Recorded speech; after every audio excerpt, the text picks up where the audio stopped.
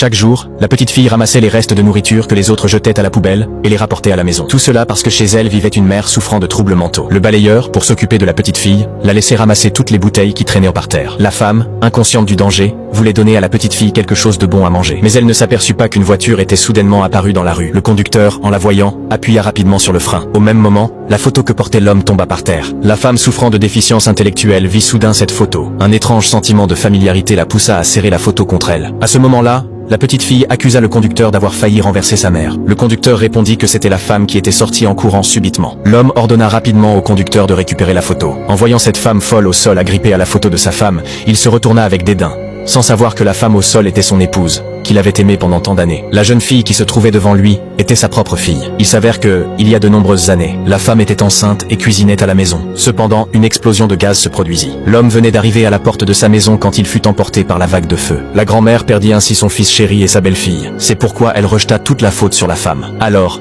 la grand-mère se procura un faux cadavre et prétendit que la femme était morte, dans l'intention de rompre tout contact entre son petit-fils et elle. L'homme, qui ne savait rien, vit le corps carbonisé et pensa avec douleur que sa femme était morte. La grand-mère, furieuse parce que la femme avait tué son fils, elle ne permit pas à son petit-fils de lui ériger une pierre tombale. Pendant toutes ces années, l'homme serrait chaque jour la photo de sa femme, et elle lui manquait, sans savoir que sa femme était toujours vivante, et qu'elle lui avait même donné une fille très sage. La femme avait subi des lésions cérébrales à cause de l'inhalation de trop de fumée, si bien que pendant toutes ces années, elle et sa fille avaient survécu grâce à l'aide de personnes bienveillantes, et avec l'argent que la petite gagnait en ramassant les déchets. Les liens du sang firent que tous les trois se retrouvèrent de cette façon. À ce moment-là, le conducteur pensa que la femme faisait cela pour obtenir des dommages-intérêts. L'homme regarda avec douleur la photo déchirée, et ressentit ensuite un peu de rancœur envers la mère et la fille. Il monta donc dans la voiture avec la photo de sa femme et partit. Ainsi, la famille perdit l'occasion de se reconnaître. Entre-temps, la petite fille vomit soudainement du sang et s'évanouit. Une dame bienveillante l'emmena à l'hôpital. Cependant, elle fut choquée de découvrir que la petite fille souffrait d'une grave maladie du sang. Seule la moelle osseuse de son père pouvait lui sauver la vie. En entendant cette nouvelle, la petite fille n'éprouva pas de peur face à la mort. Sa première pensée fut de savoir comment sa mère survivrait après sa mort. La petite fille voulait seulement laisser plus d'argent à sa mère pour vivre avant de mourir. Elle prit donc un panneau et se prépara à se vendre. À ce moment-là, la femme aperçut par hasard l'homme à la télévision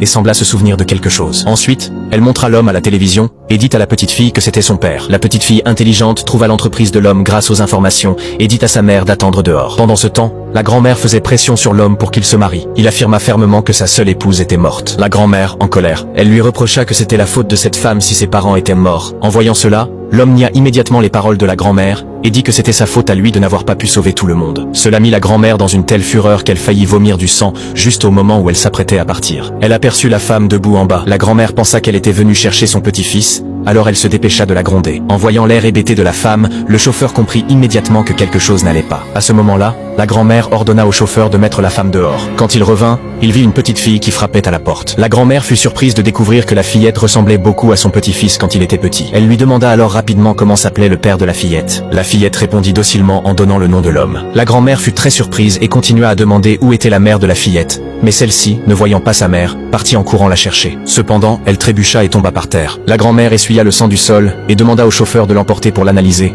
car elle soupçonnait que la fillette était sa propre petite fille. Pendant ce temps, la fillette cherchait désespérément sa mère. Heureusement, le chauffeur n'avait pas abandonné la femme très loin, si bien que la mère et la fille finirent par se retrouver sous la pluie battante. Quand l'homme rentra chez lui, le chauffeur avait déjà obtenu les résultats des analyses de la fillette. En découvrant qu'il avait une fille biologique, il fut très surpris. Après tout, depuis la mort de sa femme, l'homme n'avait plus eu aucune relation avec une autre femme, alors il ordonna rapidement au chauffeur de découvrir où se trouvait la fillette. Pendant ce temps, la fillette emmenait sa mère à l'hôpital et voulait utiliser l'argent qu'elle avait gagné en ramassant des bouteilles pour lui acheter des médicaments. Cependant, le médecin, avec un air méprisant, jeta par terre l'argent qu'elle tenait dans sa main. Cela provoqua une nouvelle crise chez la fillette. Voyant que sa fille s'était de nouveau évanouie, la femme supplia instinctivement le médecin de sauver sa fille. À ce moment-là, le médecin reçut un appel. En apprenant que le président allait venir, il pensa immédiatement qu'il venait inspecter l'hôpital. Il s'empressa donc de faire sortir la mère et la fille, quand l'homme arriva à l'hôpital. Toutes deux venèrent d'être emmenées, mais soudain il entendit la voix de sa défunte épouse. Pendant ce temps, l'agent de sécurité frappa la femme et s'apprêta à la cacher. L'homme se dirigea vers l'endroit d'où provenait le bruit. Cependant, le médecin l'arrêta. L'homme n'en tint pas compte et continua à s'approcher. Quand il souleva le rideau,